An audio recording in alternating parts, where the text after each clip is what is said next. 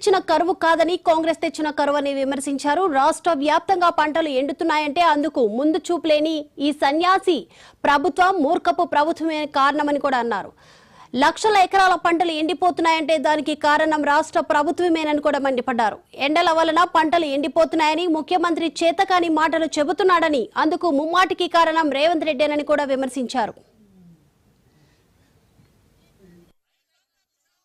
రాష్ట్రంలో సమృద్ధిగా వానలు పోయిన వానాకాలం పడ్డాయి. అటు గోదావరి పరివాహక ప్రాంతంలో గాని, ఇటు కృష్ణలో గాని వర్షాలు సమృద్ధిగా పడ్డాయి. ప్రాజెక్టులన్నిట్లో కూడా నీళ్లు ఉండే.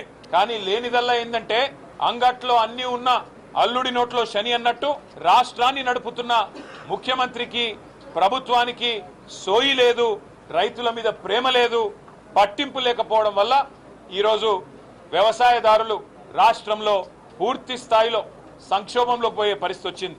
మా నాయకుడు, మా రాజేశ్వర రెడ్డి గారు, మా హరీష్ రావు గారు, వీళ్ళందరూ, మా దయాకర్ రావు గారు, ఆ ప్రాంత నాయకులు రాజయ్య గారు అందరూ పోయి ఈ దున్నపోతు లాంటి ప్రభుత్వాన్ని మొద్దు నిద్ర నుంచి లేపేదాకా 35 రోజుల తర్వాత మొద్దు నిద్ర లేచి ఆఖరికి పంపులు చాలు చేస్తే ఇలా 600 కోట్ల నష్టం, పంట నష్టం ఒక్క జనగామ జిల్లాలో వచ్చింది.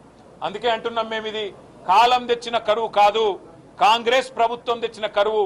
రేవంత్ రెడ్డి యొక్క తెలివిత